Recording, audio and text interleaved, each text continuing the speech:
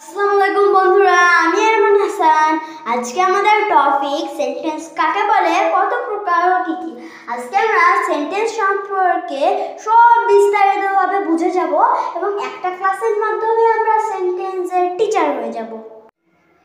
এক বা একাধিক ওয়ার্ড পাশাপাশি বসে সম্পূর্ণ মনের ভাব প্রকাশ করে তাকে সেন্টেন্স বলে। সেন্টেন্স 5 প্রকার। বন্ধুরা মনে করেন একটা ওয়ার্ডের পাশে আরেকটা ওয়ার্ড বসলো এবং সম্পূর্ণ মনের ভাব প্রকাশ করলো, তখন তাকে আমরা সেন্টেন্স বলতে পারি। আমাদের সেন্টেন্স 5 প্রকার, যথা অ্যাসার্টিভ সেন্টেন্স মানে বিবৃতিমূলক বাক্য। বন্ধুরা এখানে আমাদের একটি জিনিসের উপর বিশ্লেষণ করাকে অ্যাসার্টিভ সেন্টেন্স বোঝাচ্ছে। যেমন আমি একটা উদাহরণ দেই, দে আর ভেরি হ্যাপি মানে তারা খুবই খুশি।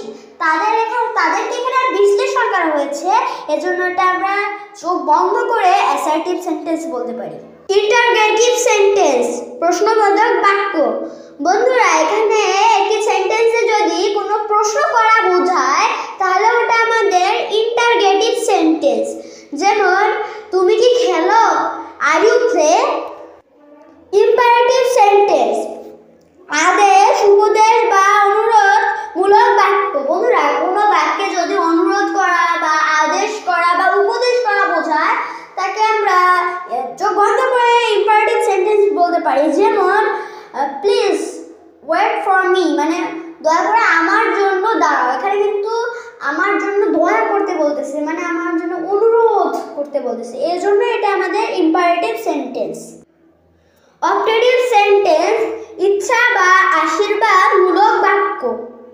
বন্ধুরা এখানে যদি কোনো ইচ্ছা করা বা আমি এটা হতে চাই, সে এটা হতে চায়, আমি এটা হতে চাই বা আশীর্বাদ করা কাউকে, তাহলে এটা আমাদের অপটেটিভ সেন্টেন্স।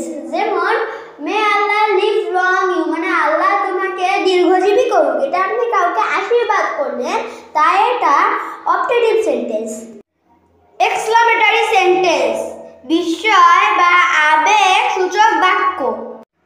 বন্ধুরা এটাকে আমরা এভাবে বলতে পারি যে সেন্টেন্স দিয়ে বক্তার মনের আবেগ, বিস্ময়, আনন্দ, দুঃখ ইত্যাদি প্রকাশ পায় তাকে এক্সক্লামেটরি সেন্টেন্স বলে। যেমন what a nice bird it is, এটি কতই না সুন্দর পাখি। Bye bye friends, see you next video. এতক্ষণ পাশে থাকার জন্য